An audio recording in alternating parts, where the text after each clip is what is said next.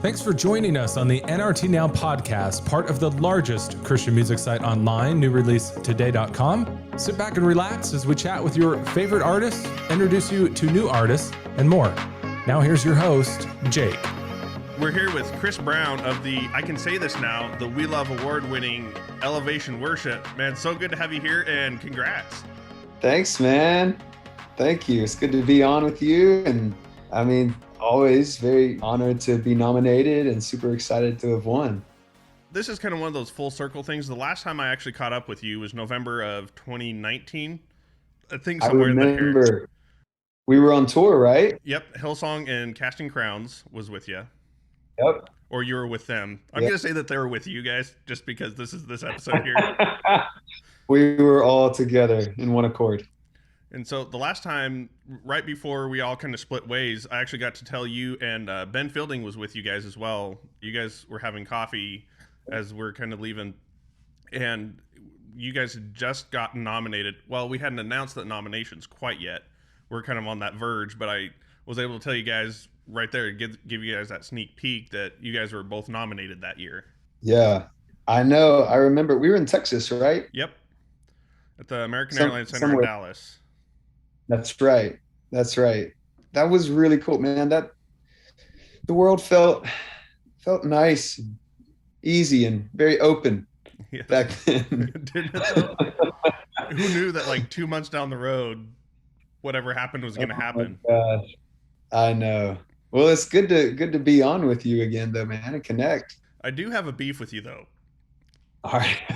I know this is probably okay. This is not really a beef, but caught up with both Ben and you guys that day, and we were running around. My daughter was with me having a daddy-daughter day, and we saw you guys as we're coming to this coffee shop. We were camping out because I think there was like 5-6 hours between the interviews and the concert or something like that. Sounds right. And so my daughter's like, "Hey, Dad, that's them. We were just talking with them." And so as Ben and I were trying to fight over who was buying the coffee for everybody, he's like, "Let me buy a cup." I was like, "No, I already got a cup. Let me buy you guys a cup." And there's Wade that just sticks his card in the readers. Like, he must have been like, "I'm done with this nonsense." But I was trying to buy you guys a cup of coffee, and Wade just wouldn't have any of it. So I think at some point I owe you a cup of coffee. Hey, I'll take you up on it. Wade stole your blessing, but in a future time you can bless me back. This kind of leads into our first spot here. You guys came through Dallas on Elevation nights just not long ago, so we missed that opportunity there. We need to find that opportunity again where I can, actually buy you the cup of coffee. We'll have to send Wade on a run or something like that, so he can't pay this time. For sure.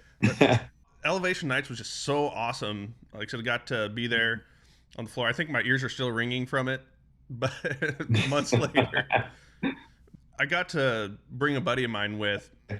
Everything that went into it, just watching him worship and just watching the room as we all got together, we're able to do this church night, was just absolutely incredible. I will brag on DFW. We were the first show to get sold out, if I remember correctly. That sounds right. Yeah, because they just opened that arena or that venue right before COVID, I believe. And it does feel nice. It's a nice accolade. However, there were probably, one or two other shows that had happened before us. Disclaimer. As far as I'm concerned, we sold out Elevation nights. Hey, that's what we care about for this episode. Can you talk a little bit about what it was from you guys to be able to be out on the road? I know from that show that we went to in November, Elevation Nights was just a few months down the road again coming through. And then, of course, we all know what happened after that. But just getting back out on the road, what was that for you guys to bring Elevation Church across the country? Yeah, I think what was so special about being out in the fall was it was the first time we had been out in 2 years, and the last time having been November 2019. And that long break we had from the end of 2019 to the end of 2021, that gave us such a love and new appreciation for what it is like and what it feels like to be in different cities and minister to people, and seeing the presence of God meet them through the songs we've been writing and through the songs that are coming through our ministry. that will never, ever get old. It doesn't matter if we were to be on the road 300 days a year. I couldn't imagine that ever getting old. However, not having that for 2 years and then being able to take church on the road and just having Pastor Stephen there, having Holly there, his wife, being able to, from the beginning of the night through the end, for it to feel like it was designed to allow someone to show up and just be ministered to, have their faith lifted, for them to be able to show up and just breathe and release and not worry, and for us to speak peace over them and hope and faith into their lives. I heard that time and time again throughout these nights, that an easy environment for people to come to and enjoy, and for it to be much bigger than the songs and much more about what God wanted to do in their lives and to help lift their eyes off of circumstances for a moment, much more than it would be about the songs. But for us to be able to sing a lot of songs that we've never been able to sing on the road, like any of the songs from Graves into Gardens album or any of the songs from Old Church Basement album, since those released during 2020 and then 2021, it was our first time singing those. And so equally really special for us to see how those songs are connecting to people and ministering to them as we're getting to sing those for the first time out. And so we're excited to do it again in a couple months and go to Boston and Chicago and Jersey and DC and some other places. And so we're expectant, man. We really are. You touched on Pastor Stephen being there. That was one of the things that really caught my eye. We were at a spot where, I look over to my right and there's Pastor Stephen in the crowd. It's like, is that Pastor Stephen? Did he, he was out in the crowd. He and his family were worshiping just as hard as everybody. And I mean, the thought crossed my mind is like, bro, you've heard this song like 8 million times by now. Isn't it not old yet by this point? But I mean, he was just out there worshiping just as hard. I think I even made note of it on our Instagram account. I think I have a picture of that still hanging around somewhere. It's just incredible to see, him worshiping just as hard the 8 millionth time he's heard that as when it was written. Yeah. Man, that's just so authentically him and Holly both. And they are worshipers at heart. It's what he has fought to build here in our church and in our ministry. We're 16 years in as a ministry. For all 16 years, 16 years ago, he was the one with a guitar singing and then putting the guitar down and preaching. But over the last 16 years, he's been in every church service and he's been on the front row worshiping and singing. And of course, now for years, he's been integrally involved in writing the songs. And it's special. He and I have known each other since we were teenagers, and we were making music together in bands back then. And so for us to be doing that together now, when we were teenagers and playing for 9 skaters and punk rock kids in this little skate club in North Charleston, South Carolina, and then to fast forward to being in Fort Worth in an arena there with you in the fall and seeing that together is something we never could have dreamed about seeing, but really special to us. So, but yes, him being out there every single time, that's just who he is, man. He's got such a heart for worship. So one of the things that you told me back in 19, you were talking about how these songs come from what's happening in the church before they even make it out onto a record, that even make it onto a live recording or YouTube or anything like that. What's been happening in the church in the last, I'd say a couple of years is probably the softball question, but I mean, we saw Rattle come out of it when the lockdowns happened and everybody had to kind of be a part. We saw that story come out from there. What else has been moving in Elevation Church? And I'm going somewhere with this, but want to hear a little bit about what's happening there and what's happening in the life of the church. Well, man, I'll try to make the recap kind of quick and get to where we are right now. But with Graves into Gardens, the album, we turned in the masters for that album, which did not include the song The Blessing or Rattle. And we turned the masters of that album into the label the day we wrote The Blessing. So Carrie and Cody came in to Charlotte to write, and Graves in the Gardens was just like on its final leg. We had gone through probably 2 revisions of masters, and it was like just the final, okay, we're good. And that morning we turned it in, wound up with the blessing and sang it in church that weekend. And that song ministered the way it did, and just was obviously God's timing in so many ways with having that song. And so we pressed pause on the masters going any further and threw the blessing on to the end of that. And then literally like 3 weeks later, here comes Rattle. It's like a force, and Easter Sunday's right around the corner. And this is brand new into the lockdown, into the pandemic. And so the rooms are empty. And I don't think Rattle would have been written had we been in a full room. I don't think we would have had that level of being undignified or being completely unreserved if the rooms weren't empty and we felt like there was an element of losing our minds a little bit. And then so we pressed pause a second time on the masters being sent and said, we gotta have Rattle a part of this album. So just a little bit of context from back then to where we are now.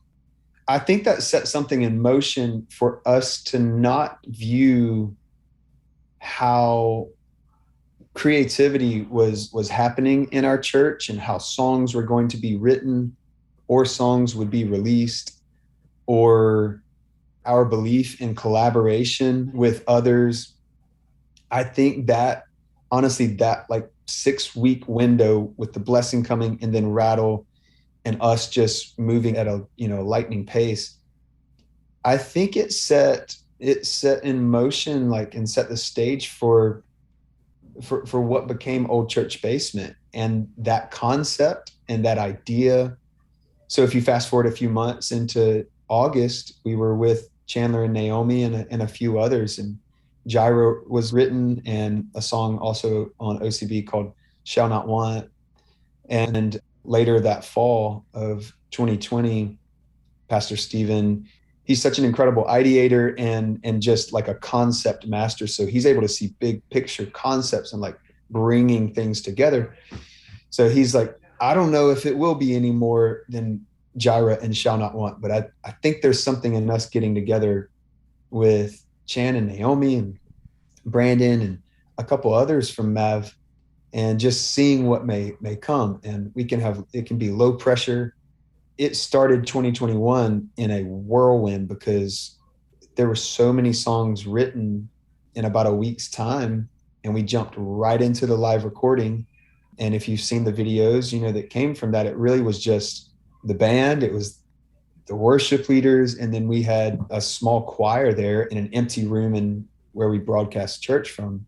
And so Old Church Basement then set the stage for, this collaboration thing with others has been very inspiring. And for years, we only wrote with ourselves and with our own worship leaders and writers. And it needed to be that way for a season, I think, while we got grounded and discovered our voice and gained confidence in a lot of ways. But then, after a while, as with anything you're creating, you can reach a point where you've tap that same well for water. It's not that you still don't get good water, but once you start opening it up and writing with others, it becomes a little addicting, seeing how different songs will surface with a brand new voice, that's singing that song. And it's like, oh, wow, like just the tone that you brought into the room, or the register that you were able to take that to, or someone bringing a totally different set of experiences and background into the room.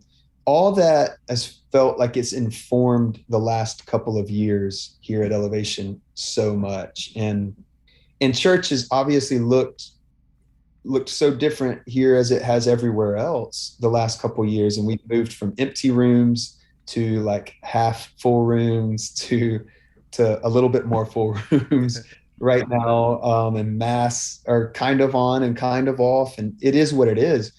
But as far as the songs that we're writing and what we've produced in our next album, which is called Lion, it was heavily collaborative as well. And there's a lot of voices of our friends contributing to that album. I think this album is very diverse in its style. It is for sure our most like colorful project and offering to date. That is a guarantee. It doesn't sound like Graves into Gardens. It certainly doesn't sound like Old Church Basement. But I think the fact that even those two albums, Graves into Gardens, which it opened some doors creatively for us, and then we swung all the way down to just a few instruments in an empty room for Old Church Basement.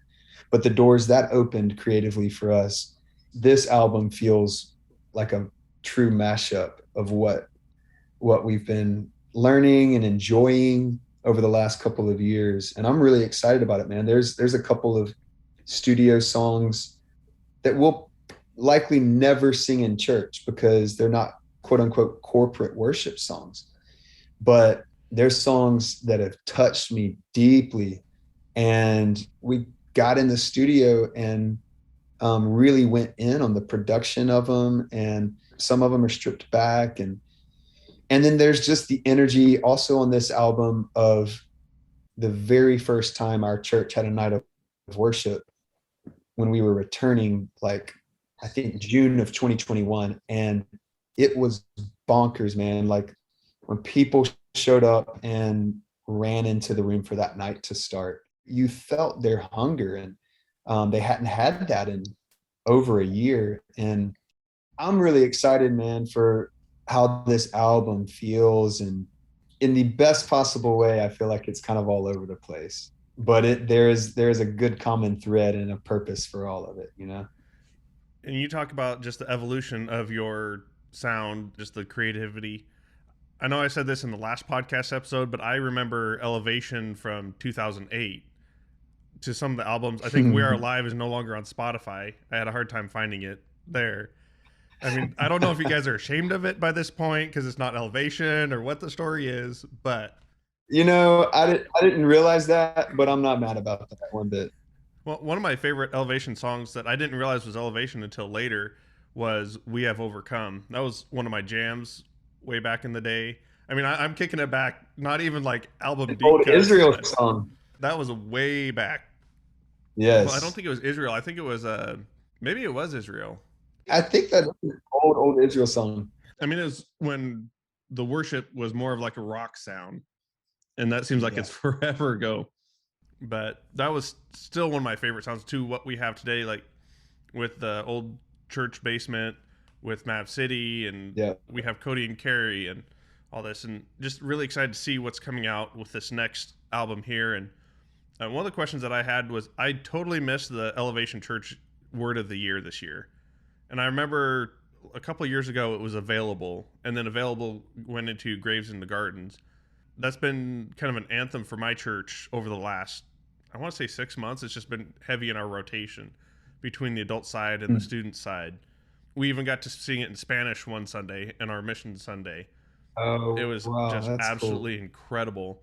So I just wanted to ask this year, what's the Elevation Word of the Year, and how is that weaved into this album?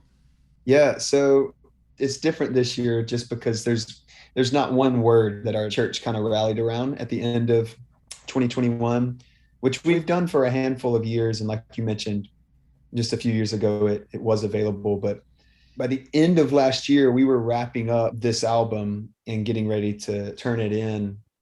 And it's just getting ready to release March 4th. But we were pretty much done with the album toward the end of last year. But what had informed most of that album, or what we discovered at least, like after putting all these songs together that we had recorded, and not every song that we wrote and recorded like wound up on this album. But as we were looking at the landscape of everything, we realized like there is such a beautiful picture about the kingdom, and there's a beautiful message in this album that focuses on the kingdom of God. And what I mean by that is like both the inclusivity of the kingdom of God and the diversity of the kingdom of God, and the upside down nature of how Jesus taught and what he came to model, and the paradox even that Jesus embodied, like he himself. And so the title of this album is Lion. We chose for the artwork to be a picture of a lamb. And of course, we know like from Revelation 5 he's referred to as the Lion of the tribe of Judah, but he's also referred to as, and there I looked, and the center of the throne was a lamb standing, looking as if it had been slain. And so even within a few verses, Jesus is referred to as like, how is he this ferocious, aggressive animal, terrifying beast, and at the same time he's this gentle, meek animal that we're taught as kids to think about when we can't sleep. We're taught to count sheep. It's like, it's amazing that just he himself flipped so much upside down. I'm not trying to over spiritualize this album by any means, but I will say almost as the album came together, we began realizing how much about this album felt like it shouldn't fit together. Like these songs didn't belong together, but there was so much beauty that they were side by side. For instance, the album opens with this studio song called Bye Bye Babylon. It's got minimal instrumentation. It's about the Israelites returning home from captivity for a generation being in captivity, and then returning home. And you can imagine the mix of emotions you've got as like a grandfather is heading back to a place he remembers as a child, and he's holding his granddaughter's hand, who has only heard stories about what Jerusalem is like. But they're returning there together because this is, the place God designated for them to be. So Bye Bye Babylon, it starts with that song, and that's not a church song. And then it kicks into a song called What I See, which is something that you may expect from Elevation. It's a up-tempo church song. It could go as an opening song on Sunday morning, something you may expect our album to start with. But we were very specific and intentional to not start the album with What I See. We wanted to start the album with something a little bit more slower in pace and unexpected, and put it right next to what was expected. And so, again, I'm not trying to like over spiritualize it or draw a comparison that isn't there, but I will say, like, in hindsight, as we were cutting and pasting and puzzling this whole project together, it really stuck out that a lot of these songs for us represent how beautiful the kingdom of God is in its colorful nature and in its unexpected parts. And so, yeah, I'm excited for it to come out, man. So as we wrap up this episode, Chris, I asked some of our youth expressions called Creekwood students. I don't know if we even call it an expression, but yeah, our student group, Creekwood students, asked, you had to ask Elevation a question. What would you ask? And so the question that came out was, who are your biggest influences, and both from a musician and a songwriter standpoint, a worship leader standpoint, as well as just Chris Brown? What are your biggest influences? Oh man, that's probably going to change depending on the month, but I will say Justin Vernon has been a major influence of mine since probably 2010 or so. He's the creator and force behind Bon Iver. I'm a major fan. I'm also a big fan of musicals ever since I was a kid. And so Lin-Manuel is just like such an inspiration. I can't say at all that Lin-Manuel has influenced any of my writing. I wish he had, but I've seen Hamilton a couple times, and I'm constantly floored by his creativity. And man, anytime I can get in the room with friends who, like, Pat Barrett was a big part of this album, wrote several songs with us. Brandon Lake, of course, has just been such an amazing friend and collaborator over the last couple of years. Jason Ingram, all these guys, Carrie Cody, these guys are like just amazing influences, I feel like, in my life and to, to our songs and to our ministry. And I'm inspired by them. So I'll stop there. Ask me again next time. I'll have a different set. Well, Chris, we just appreciate you spending the time and hanging out with us, man. Thanks for having me. Appreciate it, man. It's been fun.